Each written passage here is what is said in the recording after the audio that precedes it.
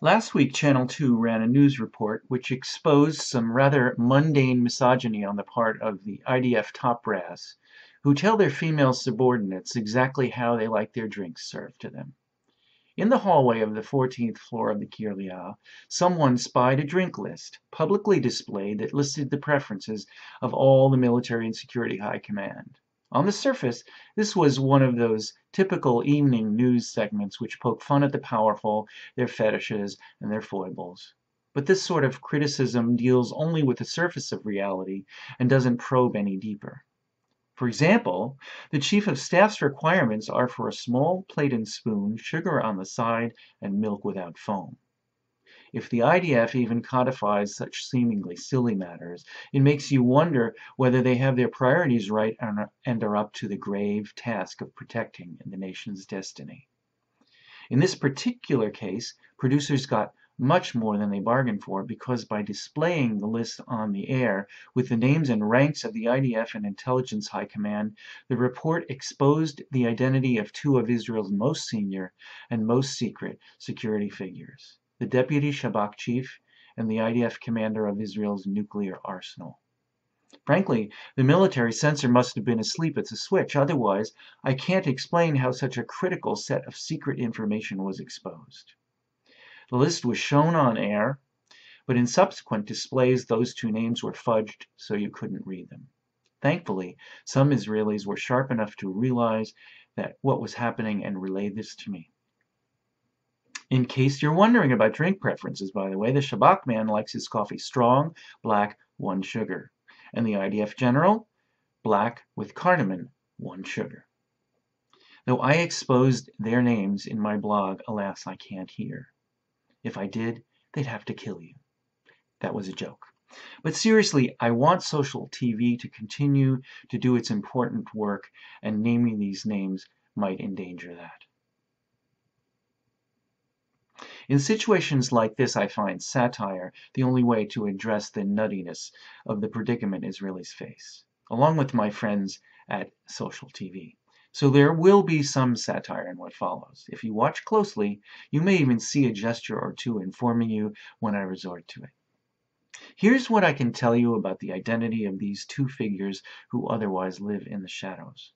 The Shabak deputy chief is reputed to have luxurious tastes in his office fixtures. In fact, the individual who spied the general's drink list said the Shabak man's office reminded her of this verse from Shir HaShirim. Amudav asa chesef, refilato zahav, markavo argaman. Tocho ratzuf ahava mibnot Yerushalayim. I am told that the purple color of the upholstery of that office is quite distinctive. I do find it questionable, though, that either the daughters of Jerusalem or Palestinian security detainees find his office interior to be inlaid with love, as a Song of Songs says. Haaretz wrote a news piece about the deputy Shabak chief when he was summoned back from the U.S. by Yoram Cohen, the new incoming Shabak chief.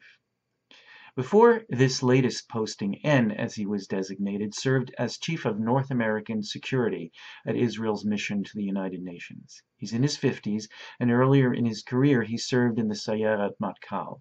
He spent his entire intelligence career in operations rather than interrogations, and he's had little experience with running agents or counter-terror, according to Haaretz.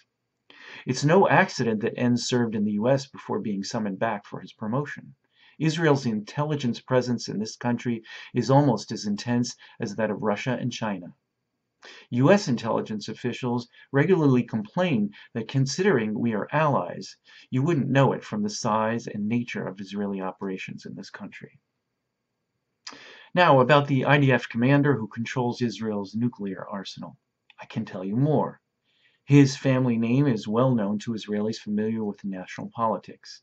His father was even once leader of Meretz. In fact, the only reason I know any of this is that the official IDF website exposed his identity, noting that at the time he was chief of the Chatzor Air Base. Haaretz picked up on this. In its article, by the way, Haaretz called him Uri. So now, in effect, Brigadier General Ori, has been exposed twice. But returning to the Meretz connection, I find it incredibly ironic that a child of the Israeli left and the Jewish political party that is most critical of Israeli militarism is in charge of Israel's most destructive weapons. I don't know whether to laugh or cry at the irony of this. If you go to my blog, you can read the names of these two individuals whom the Israeli censor has foolishly determined to be too important to be known. The Israeli cult of secrecy forbids that citizens know critical information that is freely available to citizens of most other democracies. There are those who may argue the reason for this is that Israel has enemies who would take advantage of such knowledge if it were publicly available. That may satisfy some, but are there not even more enemies seeking the secrets of US intelligence? Yet if I want to, I can easily find out who commands the US nuclear arsenal.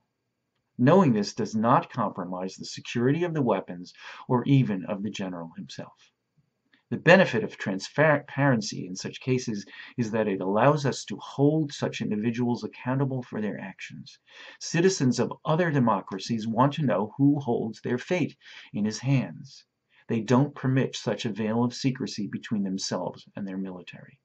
I expose their identities in my blog because I strongly believe that secrecy destroys democracy. There is no good reason to conceal the names of Israeli intelligence officials unless they are serving undercover, and protecting their identity is key to protecting their life.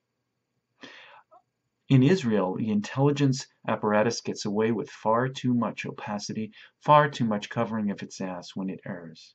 We can see that phenomenon displayed in the case of Ben Zigir, where we know next to nothing not only about why he was imprisoned, but who ordered him jailed and who was responsible for his death.